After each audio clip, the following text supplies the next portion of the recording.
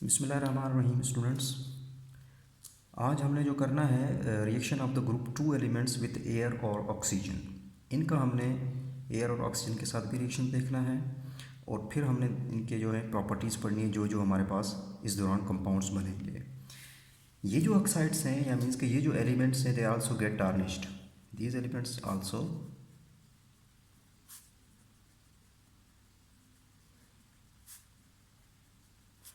get tarnished in air, but beryllium and magnesium have less effect। ठीक है, तो ये भी एलिमेंट जब एक्सपोज होते हैं एयर में तो टार्निश्ड हो जाते हैं, लेकिन बेरिलियम और मैग्नीशियम पे ऊपर इनका कम इफेक्ट होता है। अब लिखते हैं हम रिएक्शन विद ऑक्सीजन।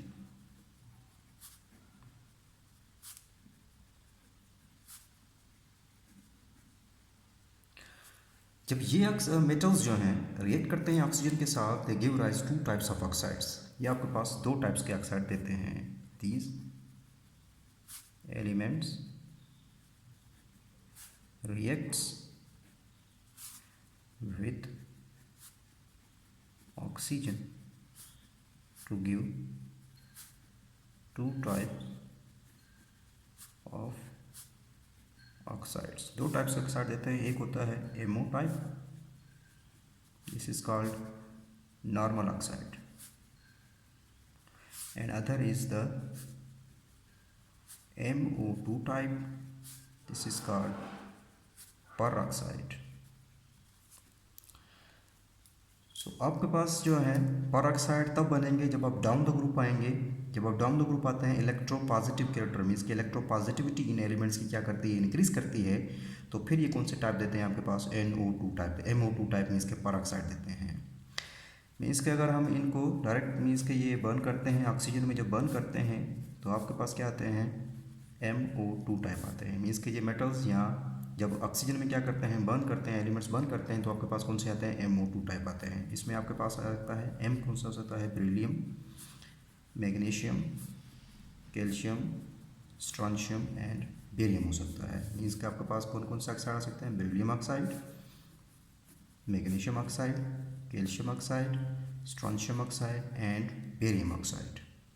इसको बैलेंस कर लीजिएगा, ये 2 हो जाएंगे। ठीक है, यहाँ पे ये 2 कर देते हैं, इसको 2 कर दीजिए। यहाँ इसको मेरे ख्याल में बैलेंस दिया ऑलरेडी। ठीक है, बैलेंस भी थी, इस तरह बैलेंस है। तो अब आप इसकी प्रॉपर्टीज़ को देखते हैं इन ऑक्साइड्स की, नॉर्मल ऑक्साइड्स की प्रॉपर्टीज़ देख लेते हैं। दीज आर ऑल, ये क्या है, क्रिस्टलाइन सॉलिड ऑक्साइड्स हैं। दीज आर और मीन्स के बेरियम ऑक्साइड को छोड़ के ये कोवलेंट हो जाता है, बाकी तकरीबन आयनिक हो जाते हैं। दीज आर ऑल तकरीबन सॉलिड तो है, क्रिस्टलाइन सॉलिड है। These are all crystalline and quite stable.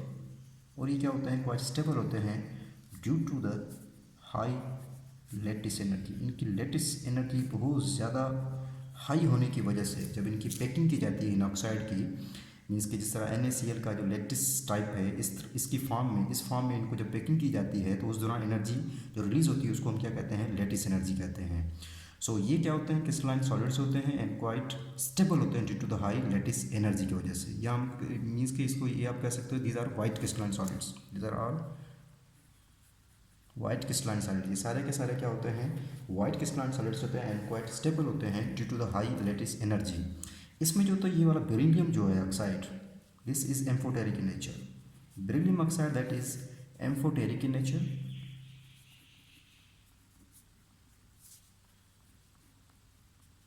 while others are all basic in nature, while remaining are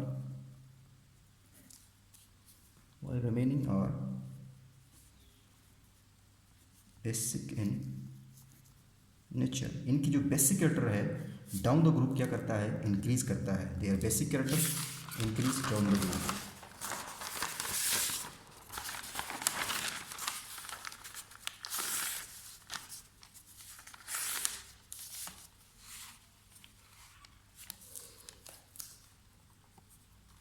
their basic character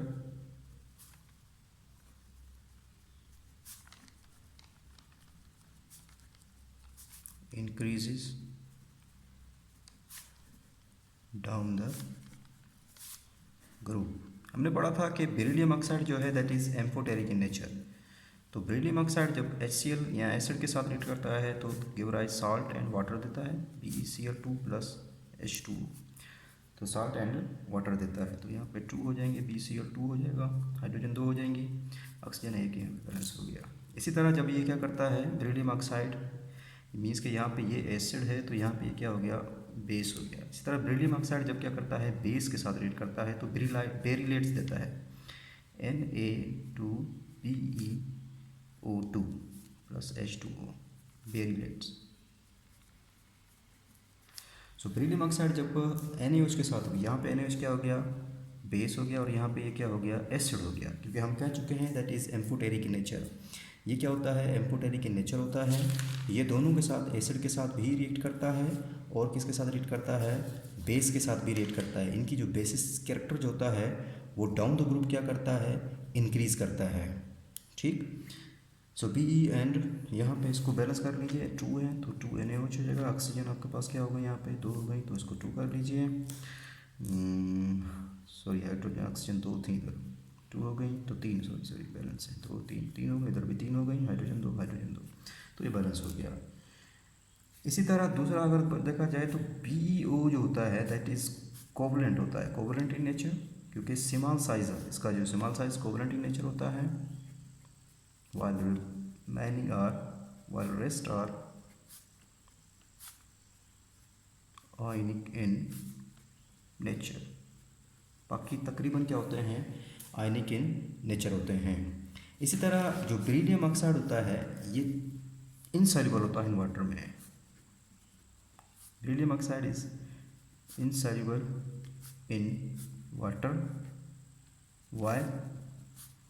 while the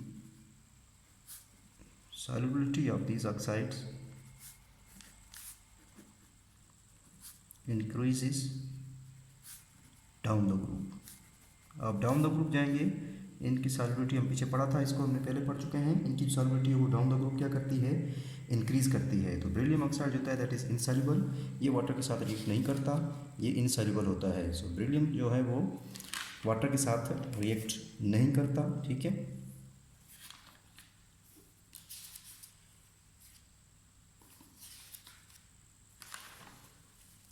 ठीक है। तो बाकी जो है फॉर एग्जांपल मैग्नीशियम ऑक्साइड, ये वाटर के साथ रिएक्ट करता है तो आपको क्या देगा, मैग्नीशियम हाइड्रोक्साइड देगा। इसी तरह कैल्शियम ऑक्साइड वाटर के साथ रिएक्ट करता होगा तो मैग्नीशियम हाइड्रोक्साइड। इसी तरह आपके पास आता है calcium oxide, magnesium oxide, strontium oxide water के साथ देगा तो स्ट्रोंशियम हाइड्रोक्साइड। तो इन ऑक्साइड की और हाइड्रोक्साइड की सॉल्युबिलिटी डाउन द ग्रुप क्या करती है, इंक्रीज़ करती है। ये आगे हम पढ़ेंगे क्यों इंक्रीज़ करती है, इसका रीज़न बता दूंगा। ठीक है, तो ये था इसकी प्रॉपर्टीज़ किसकी, नॉर्मल ऑक्साइड्स की। नेक्स्ट आपके पास आता है पेरोक्साइड्स। जब इन नॉर्मल ऑक्साइड्स को हम क्या करते हैं, हीट करते हैं, in these normal oxides, these normal oxides are burned in oxygen to produce, क्या प्रोड्यूस होता है आपके पास, पेरोक्साइड प्रोड्यूस होते हैं। तो इसमें सिर्फ और सिर्फ 2 ही आपके पास आते हैं, कौन से, BaO एंड SRO, क्योंकि डाउन द ग्रुप इनका इलेक्ट्रोपॉजिटिव कैरेक्टर ज़्यादा होने की वजह से। तो अब आपके पास आ जाएगा यहाँ पे, तो BaO को जब ऑक्सीजन में बर्न करते हैं एट हाई टेम्परेचर पे तो BaO2 देता है। इसी तरह SRO को ऑक्सीजन में बर्न करते हैं तो SRO2 देता है।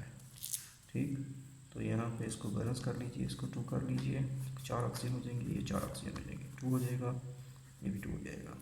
तो इनकी अगर प्रॉपर्टीज़ देखी जाए तो properties of peroxides, these are also white crystalline ionic solids होते हैं, white crystalline ionic solid, ionic solid compound, ionic solid compound होते हैं। ये जो परऑक्साइड होते हैं जब एसिड के साथ रिएक्ट करते हैं यू नो वेल कि क्या रिलीज करेंगे, हाइड्रोजन परऑक्साइड। आप लोगों को याद होगा। So when these oxides reacts with acid then release H2O2। Let's suppose आपके पास है बेरियम ऑक्साइड है, ये एसिड के साथ रिएक्ट करता है तो BaCl2 प्लस हाइड्रोजन परऑक्साइड क्या करता है, ये रिलीज करता है। ये पहले ही आप लोग रिएक्शन कर चुके हो। सो H2O2 यहाँ पे हो गए, ये 2 हो जाएंगे बेरियम, तो यहाँ पे इसको पे कर लीजिए। तो यहाँ पे हाइड्रोजन 2 हैं, तो ये 4 हो गए, 4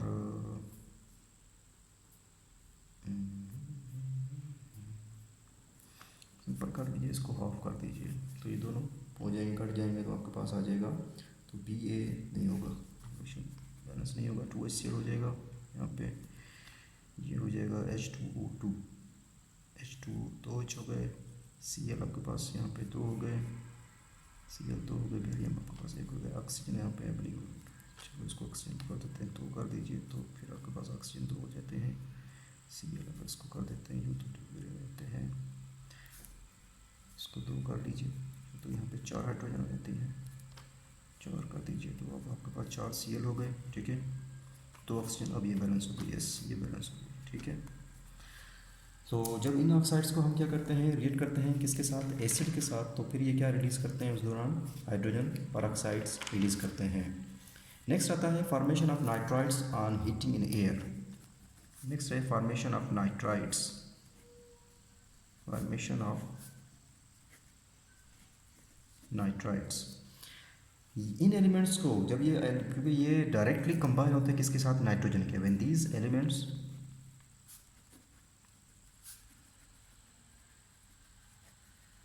directly combine with nitrogen to give nitrite। कैसा टाइप देंगे, M3N2 टाइप देंगे आप, M3N2 टाइप। तो ये जब क्या करते हैं, मेटल नाइट्रोजन के साथ डायरेक्टली कंबाइन होते हैं तो कौन से टाइप देते हैं आपके पास, नाइट्राइड, M3N2 टाइप नाइट्राइड्स देते हैं। इसके आपके पास अगर है कैल्शियम है, इसको कंबाइन करवाते हैं N2 के साथ तो आपको देगा Ca3N2, तो यहाँ पे ये 3 आ जाएगा Ca3। इन नाइट्राइड्स को जब करते हैं हाइड्रोलाइज करवाते हैं, ऑन हाइड्रोलाइसिस, ठीक है, on hydrolysis of these nitrides, on hydrolysis of these nitrides ammonia gas is evolve. जब इनकी हाइड्रोलाइसिस करवाते हैं नाइट्राइड्स के, तो उस दौरान अमोनिया गैस क्या होती है, रिलीज होती है। लेट्स सपोज हमारे पास है Ca3N2 को हाइड्रोलाइसिस करवाते हैं तो अमोनिया गैस उस दौरान क्या होगी, रिलीज होगी, प्लस आपके पास क्या बनेगा, कैल्शियम हाइड्रोक्साइड बनेगा। तो बैलेंस कर लीजिए, 3 कैल्शियम हाइड्रोक्साइड आ जाएगा, ठीक है। तो यहाँ पे C आ गए और ऑक्सीजन 2 जो 6 ऑक्सीजन हो गए। यहाँ पे वाटर मॉलिक्यूल आपके बैलेंस नहीं है, बैलेंस कर लेते हैं। नाइट्रोजन आपके पास 2 हैं, इसको 2 कर लीजिए, हाइड्रोजन कितनी हो गई, 6 हो जाएंगे। तो ऑक्सीजन आपके पास कितनी हो गई, 6 हो गई और 6 हाइड्रोजन हो गई, इस साइड पे 6 हाइड्रोजन हो गई, 6 6 7 6 6 12 हो जाएंगे, 6 कर देते हैं, इसको अगर 6 कर दें, 6 कर देते हैं तो ये 12 हाइड्रोजन हो गई, 6 ऑक्सीजन हो गई, ठीक है, 2 नाइट्रोजन हो गई, बैलेंस हो गया, ठीक। सो अब इसमें से जो आपके पास जो नाइट्राइड्स हैं Be3N2, इसके बेरिलियम नाइट्राइड्स, दीज आर क्या हैं आपके पास, वोलेटाइल हैं due to the covalent nature, क्योंकि ये कोवलेंट होते हैं जिसकी वजह से ये कोवलेंट, बाकी जो होते हैं वो रेस्ट जो हैं, rest are ionic and non volatile, बाकी जो होते हैं वो नॉन वोलेटाइल होते हैं। नेक्स्ट अब आता है trends in solubility of hydroxides. हम अभी पढ़ा है trends of solubility of hydroxide, मैंने आपको बताया था, आगे मैं बताऊंगा। तो trends in solubility of hydroxides, sulphates and carbonates. Yes, trends in solubility of hydroxides, sulfates and carbonates. क्योंकि हाइड्रोक्साइड्स पहले बता चुका हूँ कि हाइड्रोक्साइड जो होते हैं आर मोर सॉल्युबल होते हैं as go down the group. जब हम डाउन द ग्रुप आते हैं, डाउन द ग्रुप हाइड्रोक्साइड्स या जो सॉल्युबिलिटी होती है वाटर की में इंक्रीज करती है, तो सॉल्युबिलिटी ऑफ हाइड्रोक्साइड लिख दें, solubility of hydroxides increases. Down the group आते हैं तो इन हाइड्रोक्साइड की सॉल्युबिलिटी क्या करती है, इंक्रीज करती है। बिकॉज क्यों करती है, due to decrease in lattice energy. क्योंकि डाउन द ग्रुप आते हैं तो इनकी लेटिस एनर्जी क्या करती है, डिक्रीज करती है। जब लेटिस एनर्जी डिक्रीज करती है तो इनकी जो सॉल्युबिलिटी होती है हाइड्रोक्साइड्स की वो क्या करती है, इंक्रीज करती है। सो सॉल्युबिलिटी इन वाटर में increase going down the group, because going down the group lattice energy decreases. So lattice energy जो होती है that is inversely proportional to the solubility. ये क्या होती है, सॉल्युबिलिटी के इन्वर्सली प्रोपोर्शन। जितनी ज़्यादा लेटिस एनर्जी होगी सॉल्युबिलिटी उतनी कम होगी। लेकिन डाउन द ग्रुप इनकी लेटिस एनर्जी क्या कर रही है, डिक्रीज कर रही है, तो सॉल्युबिलिटी इनकी क्या कर रही है, इंक्रीज कर रही है। नेक्स्ट आपके पास आता है, ये था हाइड्रोक्साइड की solubility, solubility of sulphates.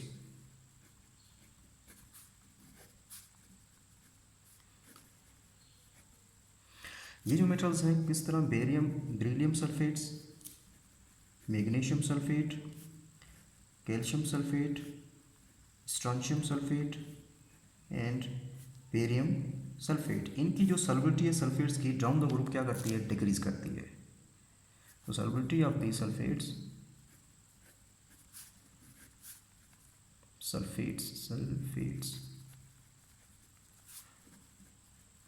Decreases down the group due to, किस वजह से, due to number one, down the group आते हैं तो इनकी जो हाइड्रेशन एनर्जी है वो क्या करती है, डिक्रीज करती है, due to the decrease in hydration energy. दूसरा इसका रीज़न है decrease in solubility product, due to in decrease in solubility product, इनकी सॉल्युबिलिटी प्रोडक्ट नीचे की तरफ क्या करती है, डिक्रीज करती है, decrease in solubility product. So दो रीज़न आ गए। तो याद रखिएगा जो hydration energy that is direct related to the solubility, जितनी ज़्यादा हाइड्रेशन एनर्जी होगी उतनी ज़्यादा सॉल्युबिलिटी होगी, जितनी हाइड्रेशन एनर्जी कम होगी उतनी कम सॉल्युबिलिटी होगी। तो यहाँ पे देखें decrease in solubility hydration energy में डिक्रीज आ रहा है तो उसकी सॉल्युबिलिटी भी क्या कर रही है, डिक्रीज कर रही है। दूसरा उसका फैक्टर क्या है, decrease in solubility of product, solubility product में क्या आ रहा है, डिक्रीज हो रही है। So decrease in solubility product and hydration energy में, तो इनकी जो सॉल्युबिलिटी किसकी, सल्फेट्स की डाउन द ग्रुप क्या कर रही है, डिक्रीज कर रही है। नेक्स्ट आपके पास आता है solubility of carbonates, solubility of carbonates।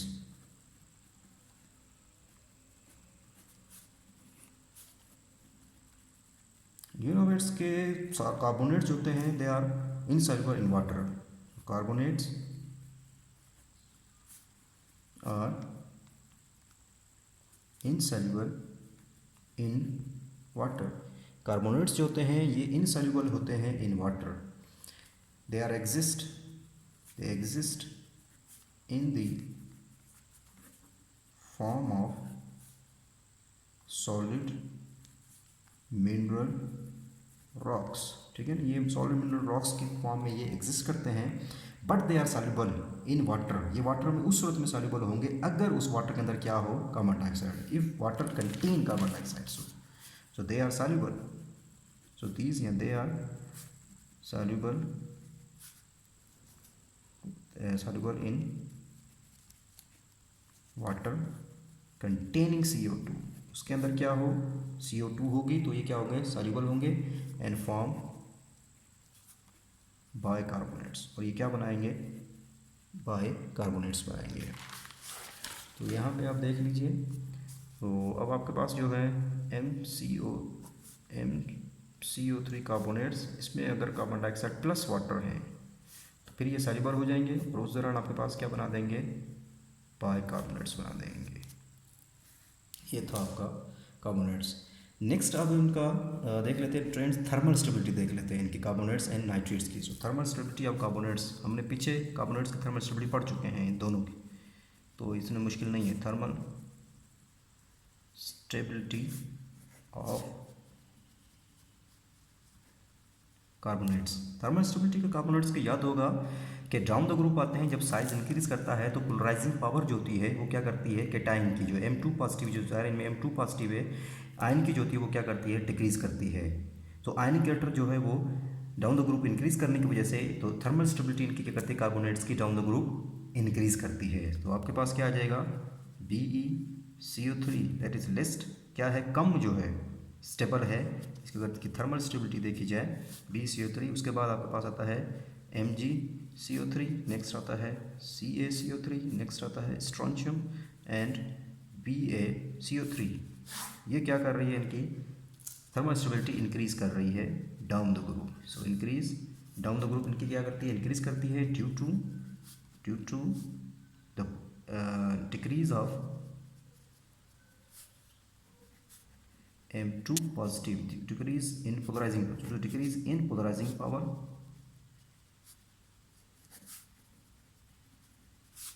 of M2 positive ion, ठीक है ना। M2 पॉजिटिव आयन जो है ड्यू टू द डिक्रीज जो है पोलराइजिंग पावर क्या कर रही है, वो डिक्रीज कर रही है। So M2 positive ion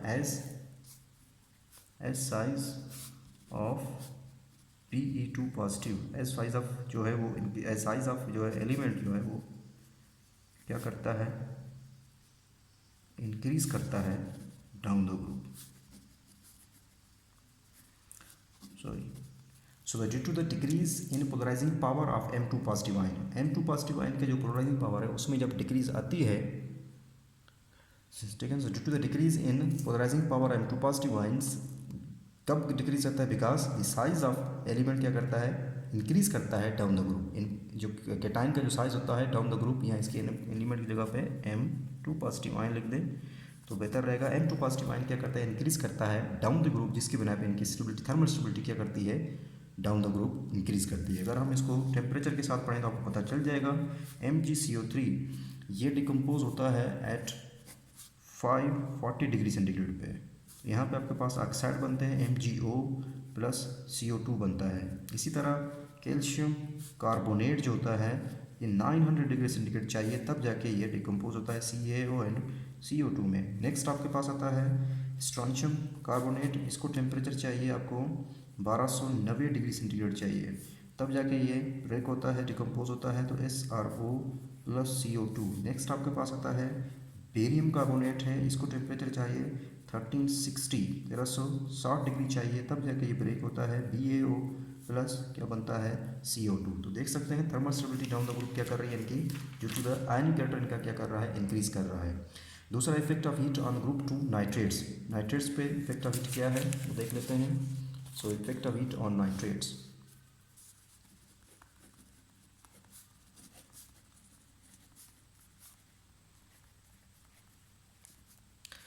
you know well के ऑल नाइट्रेट्स होते हैं अंडरगो थर्मल डिकम्पोजिशन, सारी नाइट्रेट्स होती है उनकी क्या होती है, थर्मल डिकम्पोजिशन होती है। टू गिव क्या क्या देंगे आपको, मेटल ऑक्साइड देंगे, नाइट्रोजन डाइऑक्साइड देंगे and oxygen.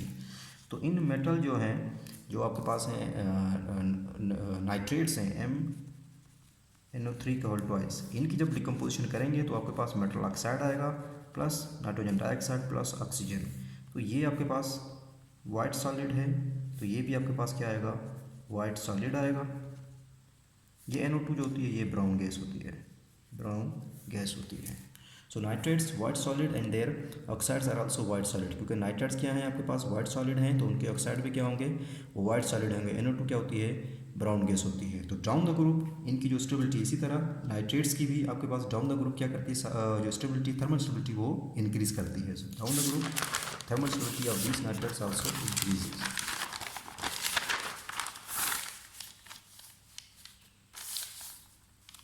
So down the group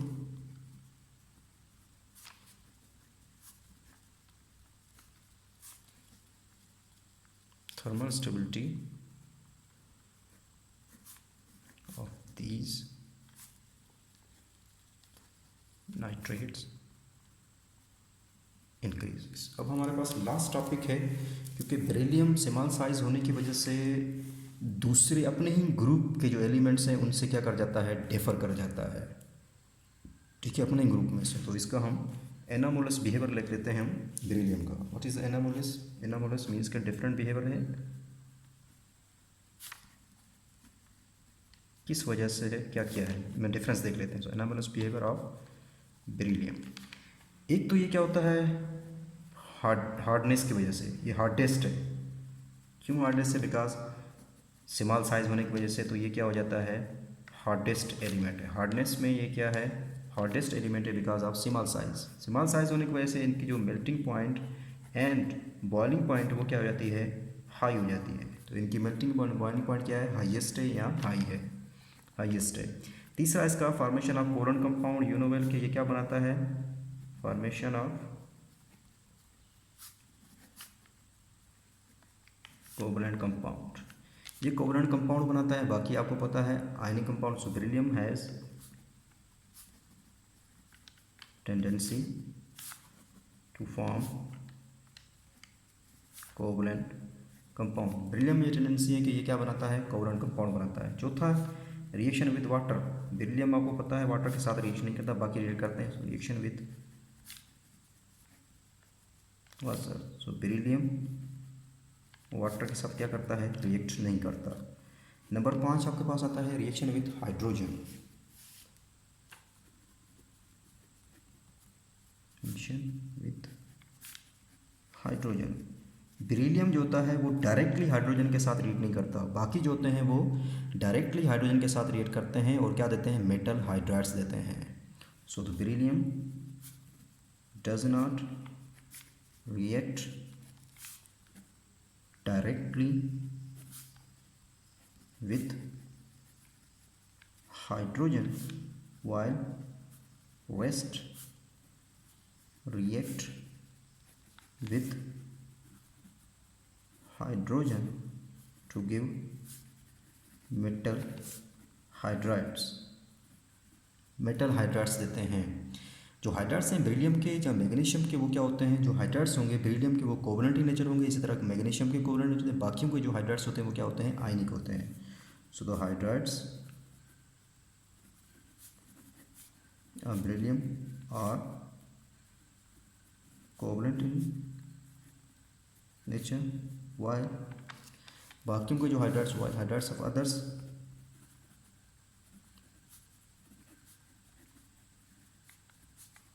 और आयनिक नेचर, बाकियों के आयनिक नेचर होते हैं। तो इसी तरह मैग्नीशियम जब हाइड्रोजन के साथ रिएक्ट करता है डायरेक्टली, ठीक, तो हाई प्रेशर पे तो यहाँ पे पास आ जाता है MgH2 आ जाता है। इसी तरह कैल्शियम हाइड्रोजन के साथ तो आपके पास मेटल हाइड्राइड्स बनते हैं। तो बेरिलियम जो है डायरेक्टली जो है वो हाइड्रोजन से कंबाइन नहीं होता, बाकी क्या होते हैं, डायरेक्टली कंबाइन होते हैं। नेक्स्ट आता है reaction with alkalis, reaction with alkalis।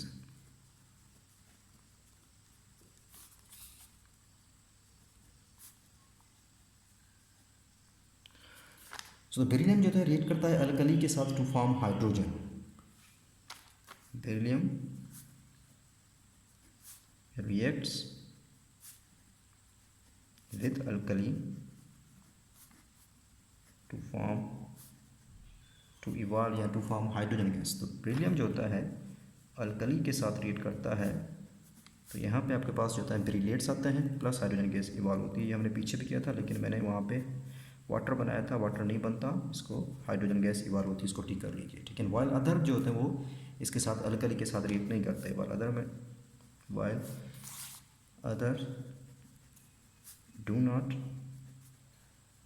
React with alkali, बाकी जो होते हैं वो अल्कली के साथ रिएक्ट नहीं करते। So behaviour of oxides and hydroxides, number आपके पास आ जाता है 7।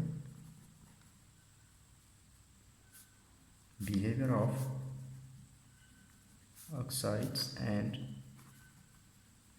हाइड्रोक्साइड्स, यू नो वेल के इनके जो ऑक्साइड्स हैं बेरिलियम की और हाइड्रोक्साइड वो क्या है, एम्फोटेरिक इन नेचर है। The oxides of beryllium and hydroxide क्या होते हैं, एम्फोटेरिक इन नेचर हो सकते हैं। द ऑक्साइड्स सो लिखेंगे the oxides and hydroxides of beryllium are amphoteric in nature. ये पीछे कर चुके थे, इसका रिएक्शन भी करवा चुका हूँ, वो आप लोग इधर लिख दीजिएगा, ठीक है, किसी भी एसिड के साथ। जो ऑक्साइड्स है ना, hydroxide the beryllium are amphoteric nature, while oxides and hydroxides of other क्या होते हैं, वो बेसिक इन नेचर होते हैं, और basic in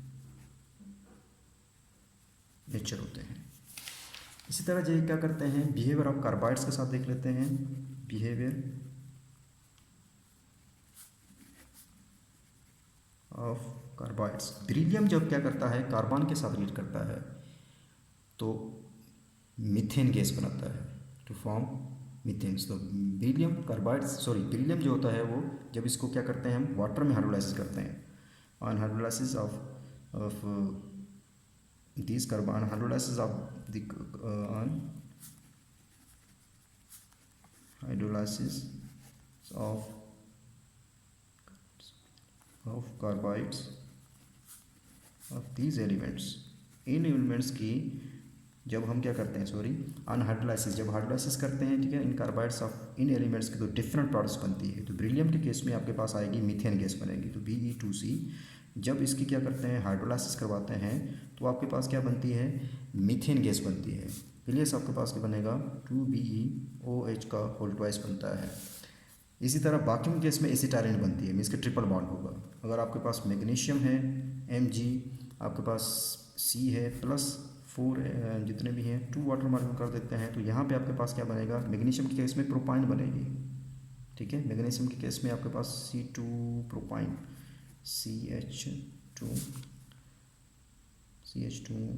double bond CH single bond CH triple bond आता है, C इधर CH नहीं आएगा, ठीक है। तो C3 कितने हाइड्रोजन आ जाएंगे, C3 1 2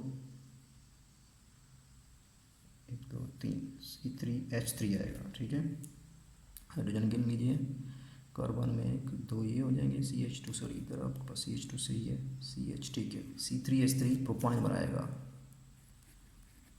इसी तरह जब कैल्शियम कार्बाइड के साथ Ca2C के साथ जब वाटर मॉलिक्यूल रिएक्ट करता है, मीन्स कि इसकी जब हाइड्रोलाइसिस होती है तो आपके पास बाकी जो प्रोडक्ट वही बनाते जाएं। कैल्शियम हाइड्रोक्साइड ऊपर मैंने नहीं बनाई, इसमें कैल्शियम हाइड्रोक्साइड बनेगा, ठीक है। सो कैल्शियम हाइड्रोक्साइड प्लस आपके पास क्या बनेगा, इथाइन बनेगी, C2H2। तो बेरिलियम की जब कार्बाइड की हाइड्रोलाइसिस होती है तो उस दौरान आपके पास मीथेन आती है। बाकियों की हाइड्रोलाइसिस करेंगे तो आपके पास क्या आएगा, एसिटाइलिन आएगा। सो बिहेवियर ऑफ नाइट्राइड्स देख लेते हैं, हम पीछे पढ़ चुके हैं नाइट्राइड्स का बिहेवियर। सो बिहेवियर ऑफ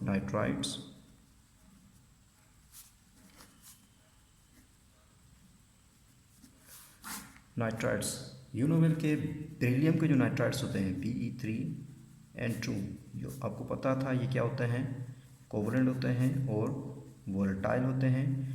बाकियों के जो नाइट्राइड्स होते हैं वो क्या होते हैं, आयनिक होते हैं एंड नॉन वोलेटाइल होते हैं। नेक्स्ट आता है वाटर ऑफ क्रिस्टलाइजेशन, नंबर आपके पास आ जाएगा 9, ये हो गया। 9 के बाद आता है number of molecules of water of crystallisation, number of molecules of water of crystallisation. जो सॉल्ट ऑफ द बेरिलियम के जो आयंस के जो सॉल्ट हैं, आयन जो है cannot have more than 4 molecules of water of crystallisation. जो बेरिलियम के जो सॉल्ट्स हैं B2 पास है, उसमें 4 से ज़्यादा वाटर ऑफ क्रिस्टलाइजेशन नहीं हो सकते, molecules of water of crystallisation नहीं हो सकते। 4 से ज़्यादा, इसमें 4 ही हो सकते हैं, 4 से ज़्यादा नहीं हो सकते। वैक्यूम के केस में ये more than 4 water of crystallisation हो सकते हैं, more than 4 water of crystallisation, more than 4 water of crystallisation हो सकते हैं। ऐसा क्यों है, बिकॉज बेरिलियम की अगर हम करें तो नंबर 4 होता है इसमें, atomic number 2s2 and 1s2 2s2 आता है। तो इसमें जो है अगर फॉर एग्जाम्पल बेरिलियम 2 पॉजिटिव बनाते हैं तो जाहिर है 1s2 2s2 ये क्या हो जाता है, वैकेंट हो जाता है, 1s2 2s2 2p आ जाता है आगे। तो इसमें सिर्फ एक आपके पास s है और p ऑर्बिटल में आपके पास क्या है, 3 वैकेंट ऑर्बिटल में। तो इसमें सिर्फ 4 ही वाटर मॉलिक्यूल अपने क्या करेगा, लॉन पेयर डोनेट करेगा, 4 वाटर मॉलिक्यूल अपने लॉन पेयर डोनेट करेंगे। दैट्स वाई इसमें सिर्फ 4 वाटर ऑफ क्रिस्टलाइजेशन आपके पास क्या आएंगे, बनेंगे। लेकिन बाकियों के केस में अगर देखें, लाइक सपोज हमारे पास मैग्नीशियम आता है 12 आता है, तो 1s2 2s2 2p6 3s2 3p6 4 फिर 3d आता है, ठीक है। तो 1s2 2s2 3 6 3p 3d आ जाता है। मीन्स कि अब इस केस में क्या होता है आपके पास 2 2 10 11 12, इस केस में आपके पास सॉरी 3p खाली है 3d खाली है, ठीक है, 3p एंड 3d ये खाली है। तो इस केस में अगर हम मैग्नीशियम को 2+ बनाते हैं तो ये यहाँ से चले जाएंगे, तो आपके पास ये खाली हो जाएगा, 3p खाली हो जाएगा, 3d खाली हो जाएगा। तो यहाँ पे आपके पास एक s आ जाता है, 3 आपके पास p आ जाते हैं और 5 आपके पास क्या आते हैं, d आते हैं। तो due to the vacant orbital, यहाँ पे क्या है, availability of the vacant orbitals, अब यहाँ पे वाटर मॉलिक्यूल 6 आ सकते हैं। एक वाटर मॉलिक्यूल अपने इधर डोनेट करेगा, यहाँ पे डोनेट करेगा और 2 इधर डोनेट करेगा। टोटल आपके पास कितने वाटर मॉलिक्यूल आ सकते हैं, 6 आ सकते हैं। तो इसमें आपके पास कोऑर्डिनेशन नंबर भी एक्सटेंड कर जाएगा। इसमें जो इस मैग्नीशियम या दूसरों इसके जो नीचे वाले हैं इनके केसेस में इसमें जो कोऑर्डिनेशन नंबर आएगा वो 6 होगा। बेरिलियम के केस में कोऑर्डिनेशन नंबर क्या होगा, 4 होगा। तो इसमें कोऑर्डिनेशन नंबर क्या होगा, 4 होगा। बाकियों के अदर में जो कोऑर्डिनेशन नंबर क्या होगा, वो 6 होगा। समझ आ गई होगी। नेक्स्ट आपके पास है formation of complex compound. Last है इसका formation of complex compound. Formation of complex, beryllium जो होता है ये अपने स्टेबल कॉम्प्लेक्स कंपाउंड बनाता है।